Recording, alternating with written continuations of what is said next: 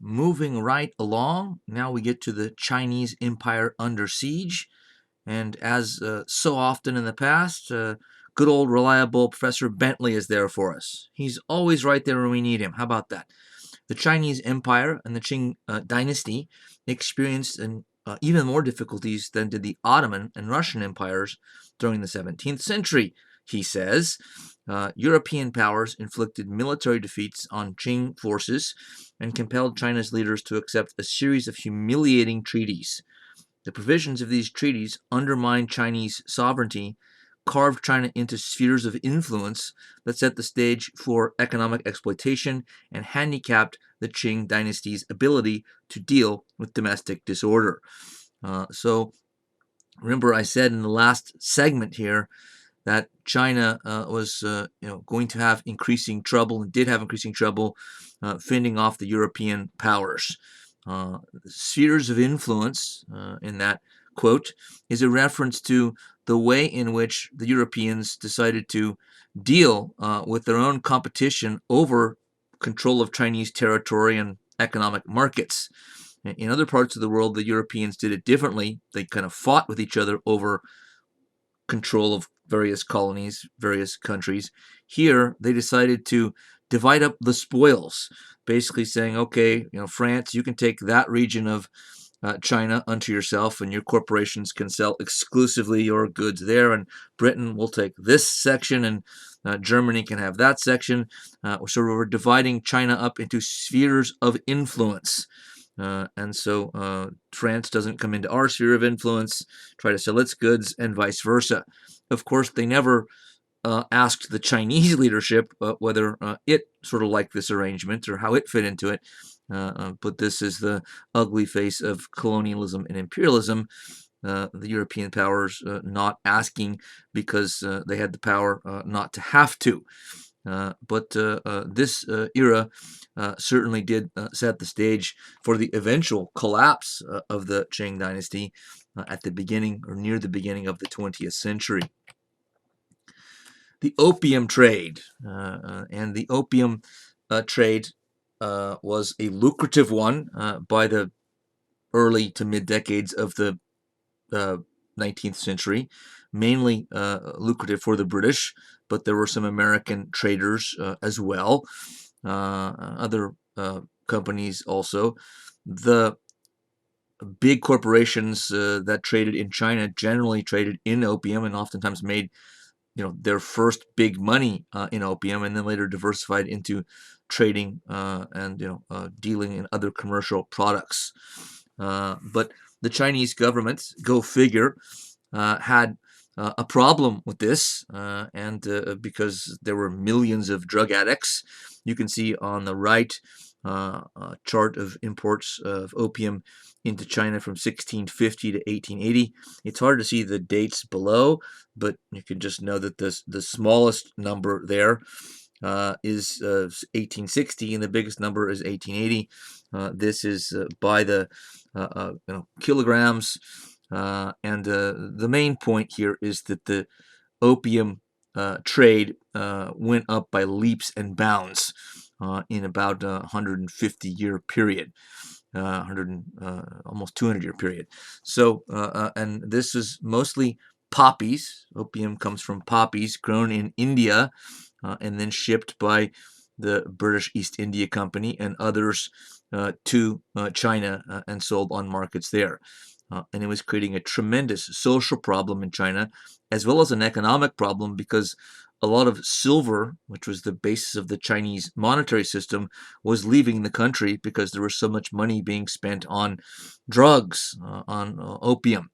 Opium, if you didn't know, is a drug much like heroin. It's basically the same, comes from the sort of the same chemicals.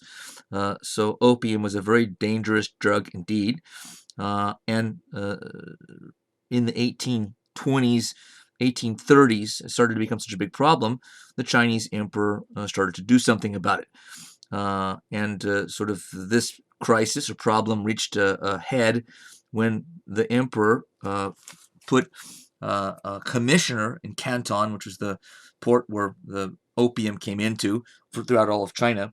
A commissioner named Lin Zhu, who was granted, meaning given permission by the emperor, overriding powers and orders to stop the importation and consumption of opium, according to Edward Shaughnessy in his book China, Empire and Civilization.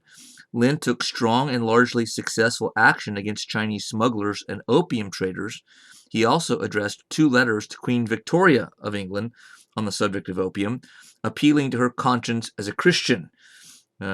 Queen Victoria, he goes on to say, probably never even saw the letters. The British government at this point decided it would do nothing.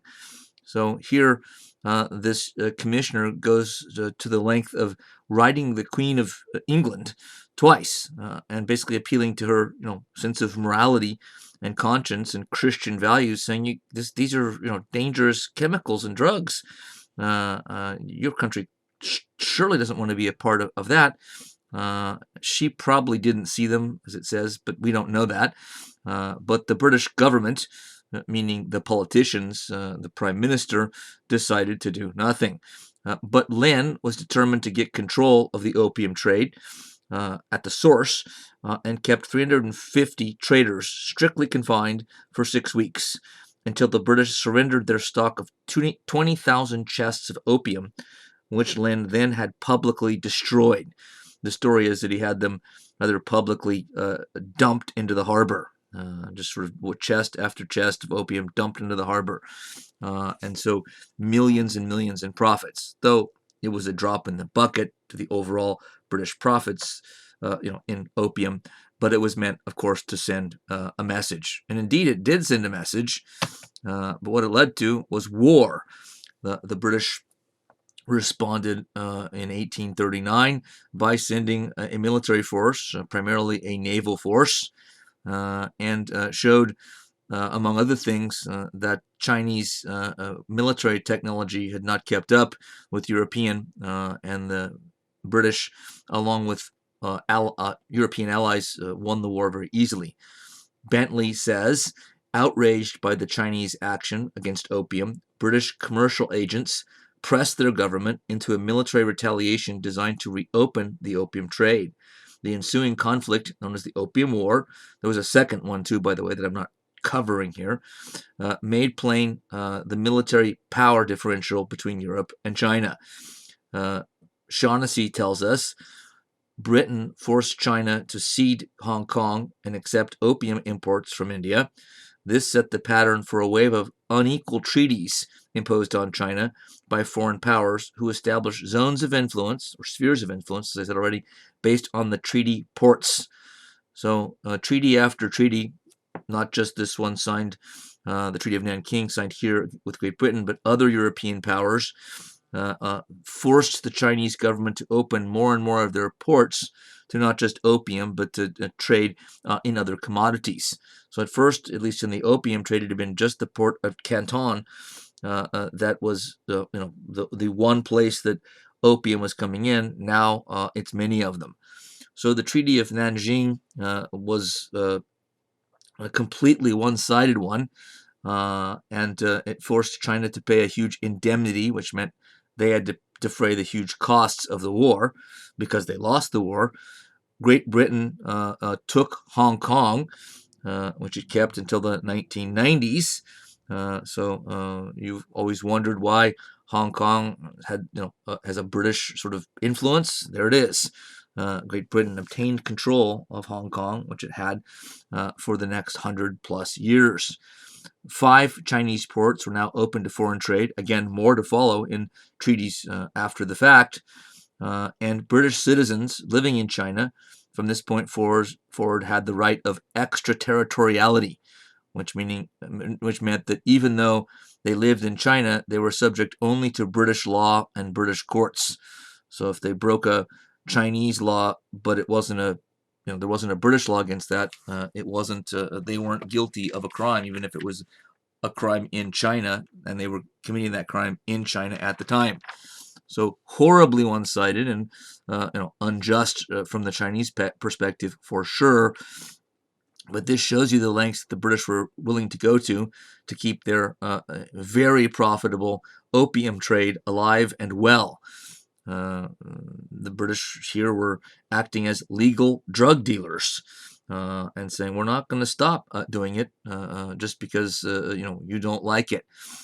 So you can see this is a obvious example of the ugly or ugliest face of European imperialism and colonialism, and you can see why resentment and apprehension about what the Europeans were doing in the world spread from China to places like Japan, where we're going soon enough. Then in the middle of the century comes the Taiping Rebellion, of unimaginable suffering, actually. The one slide cannot do this subject justice, but we're pressed for time as the semester continues to roll along at a fast clip. The bloodiest rebellion in the history of China, about 20 or 30 million people killed in less than 15 years. Reading again from the ever reliable, trustworthy Professor Bentley, the Taiping Reform Program contained many radical features that appealed to discontented subjects, including the abolition of private property, the creation of communal wealth to be shared according to needs, the prohibition of foot binding and concubinage, free public education, simplification of the written language, and literacy for the masses. Some Taiping leaders also called for the establishment of democratic political institutions and the building of an industrial society. So there are clearly signs here that the emperors of China and the government over the long haul had not exactly been sort of attending to the needs of the average person, as top-down empires tend not to anywhere in the world. Because these are radical demands, at least some of them. I mean, not public education, but abolition of private property, the creation of communal wealth. These are socialist and communist principles and fly in the face of human liberty and individual rights. So this was a radical program indeed. But it wasn't just a program. This was a bloody civil war. So the Taipings formed their own army or armies, mass armies, and as Bentley goes on to inform us, after sweeping through southeastern China, by 1855, 1 million Taipings were poised to attack Beijing.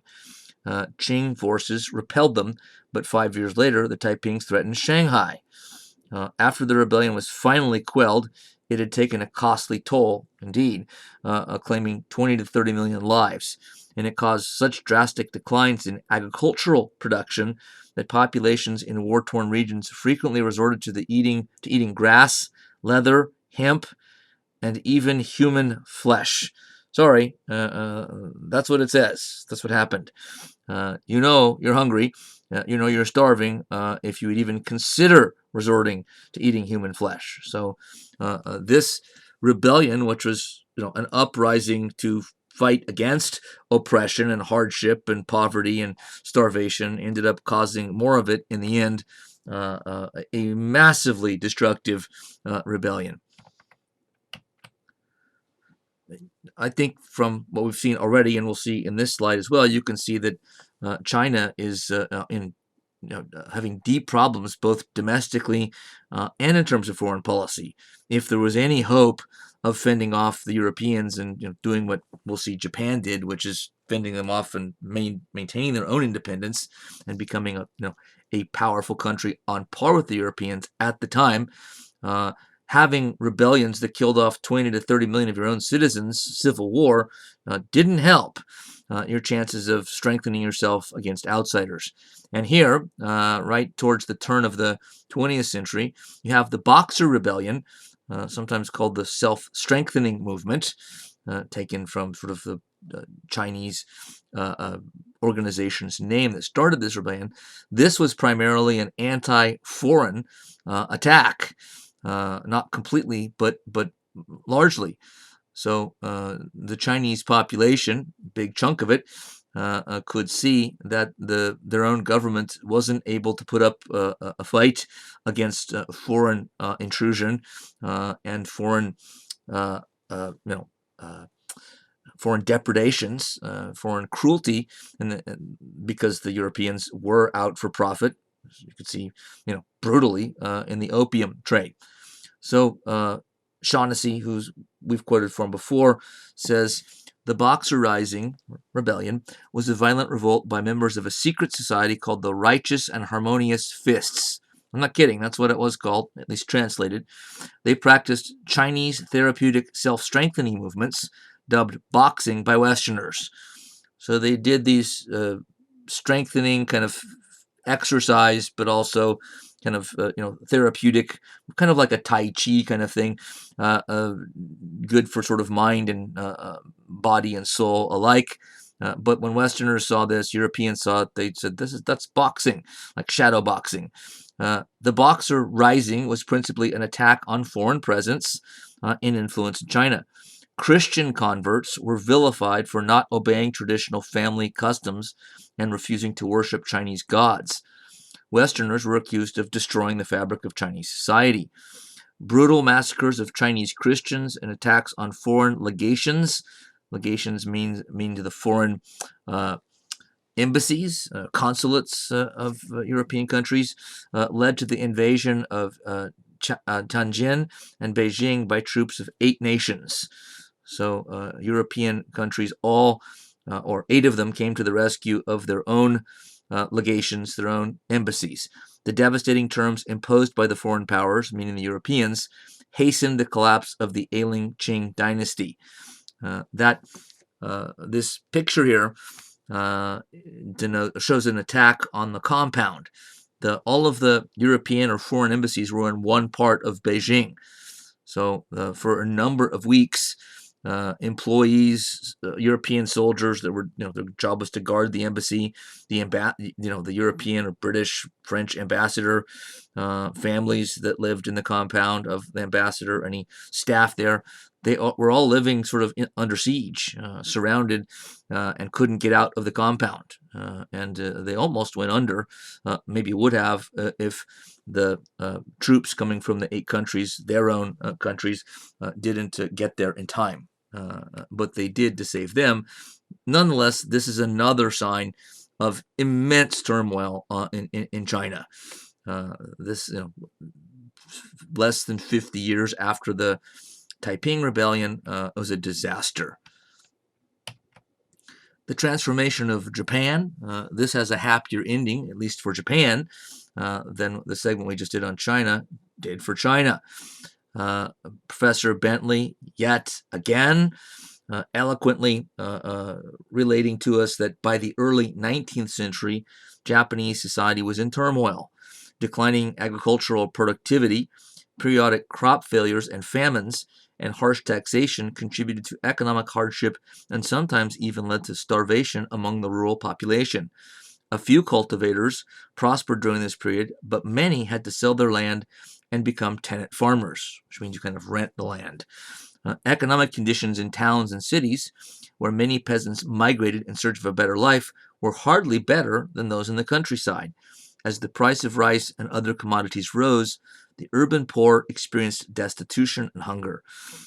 Even samurai and daimyo, the daimyo are the nobles in Japan.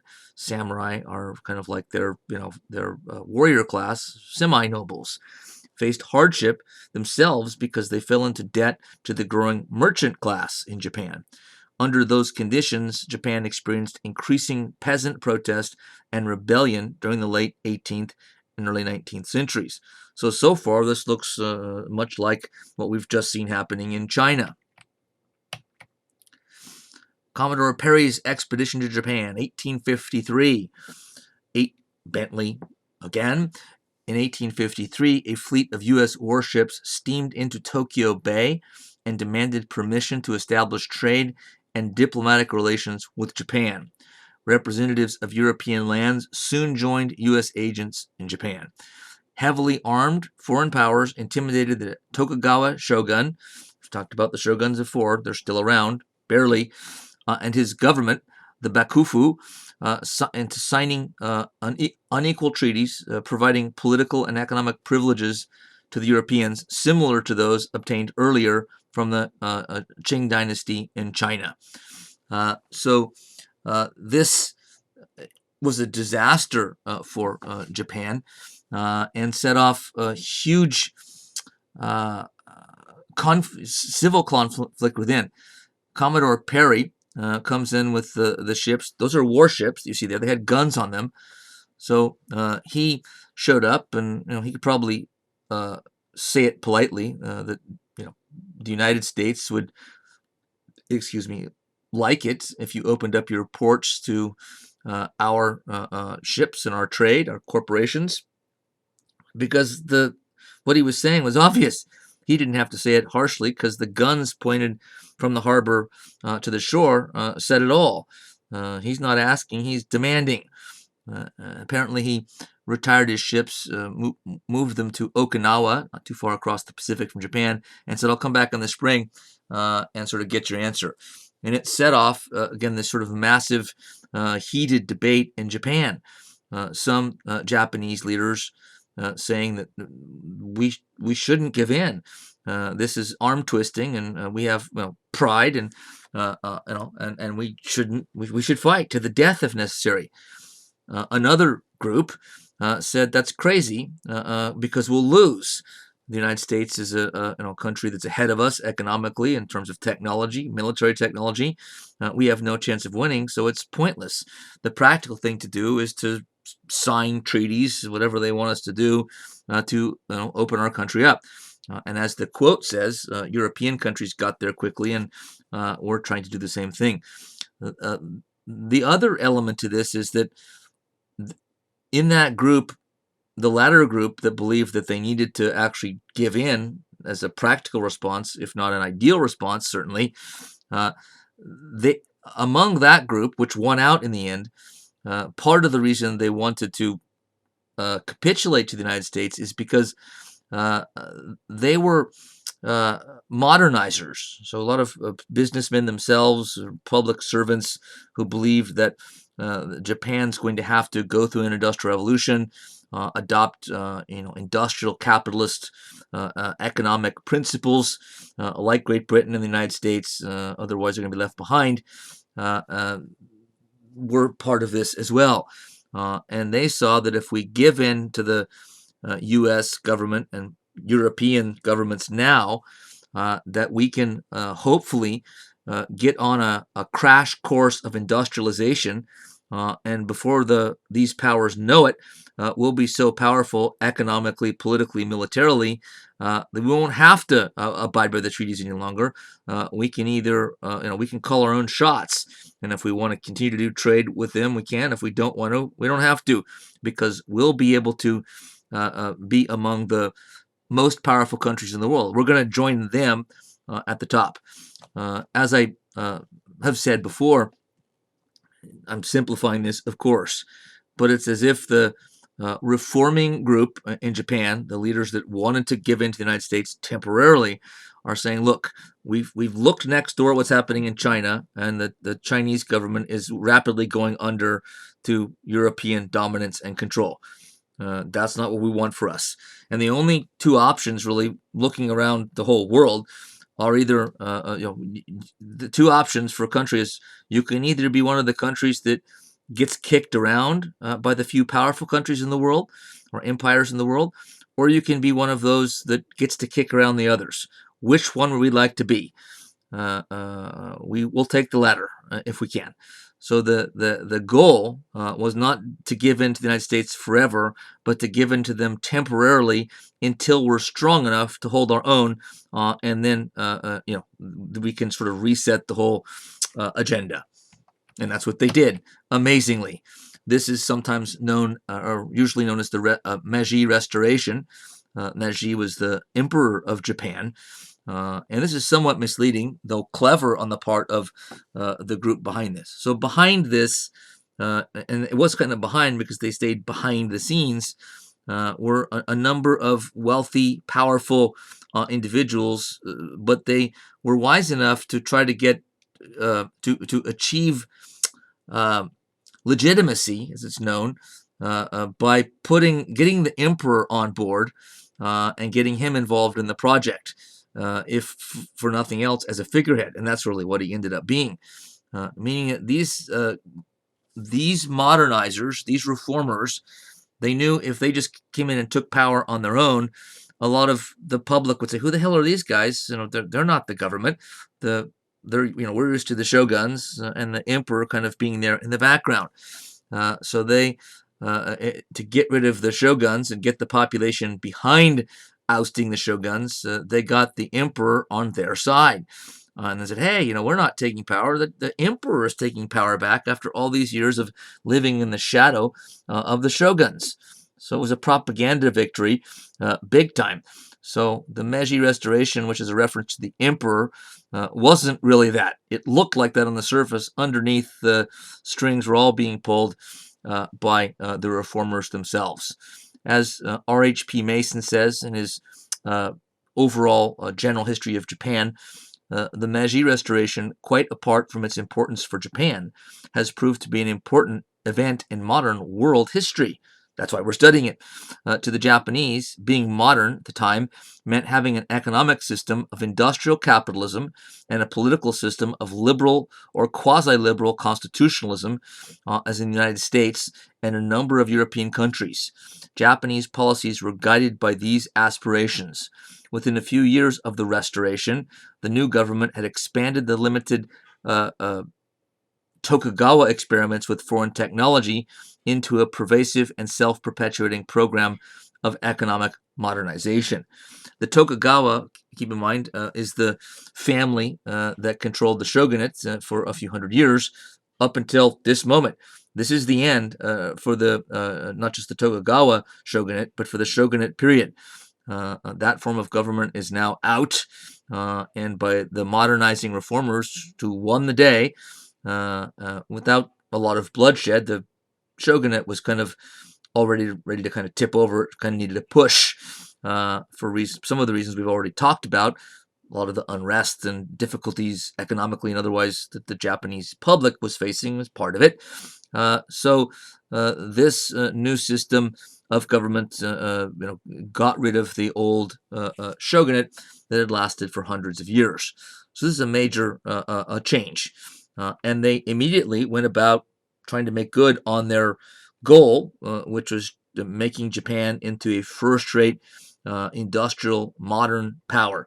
Modern technology, wealthy, powerful, militarily, and otherwise. And this meant, and they knew this, that they were going to have to westernize.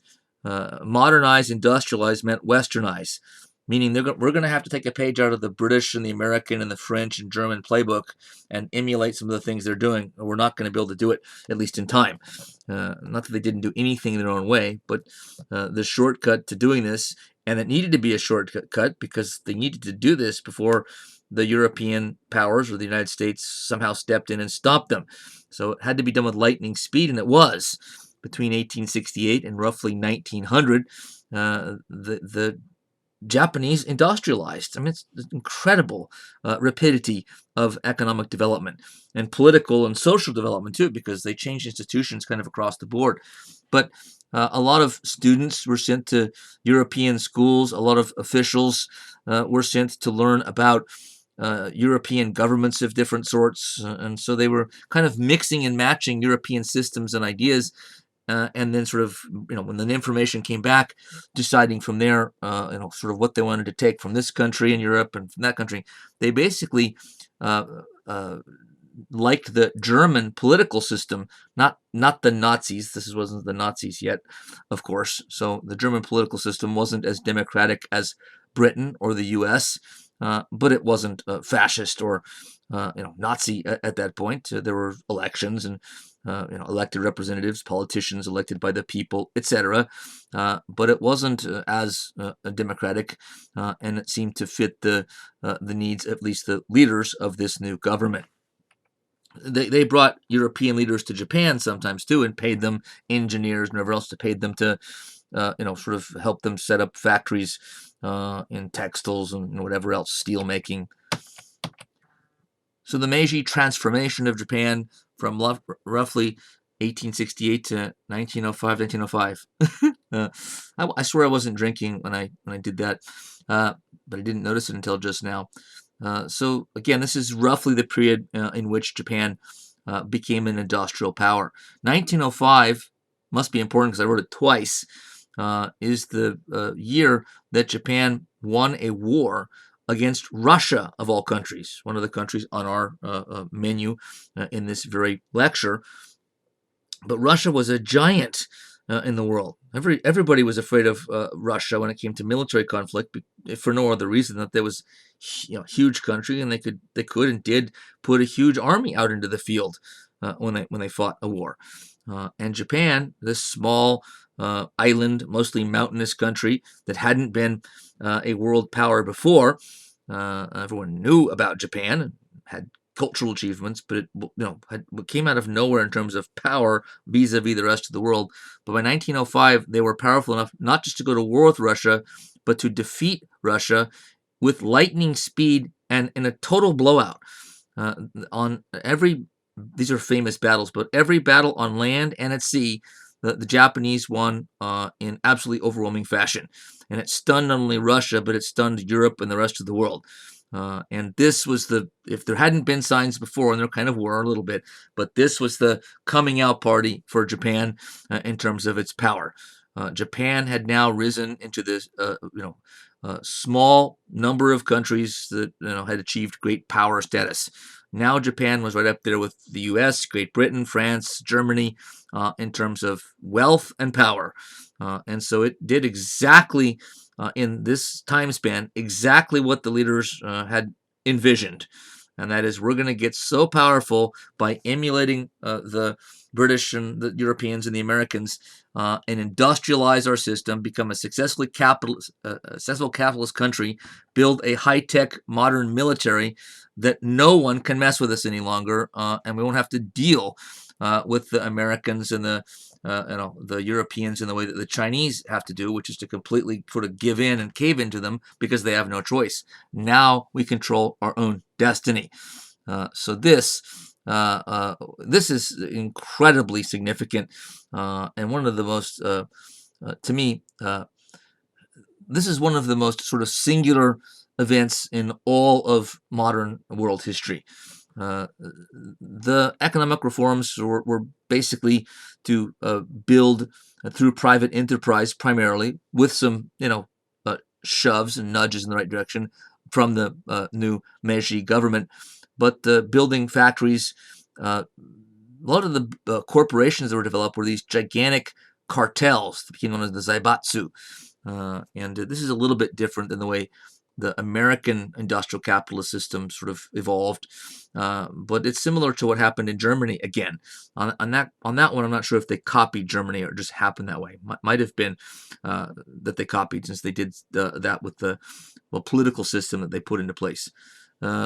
As far as social change, they set up new schools and Western type education universities, hired Westerners to teach, as I said, ended legal distinctions between classes, which was very modern in terms of liberal democracy, liberal government.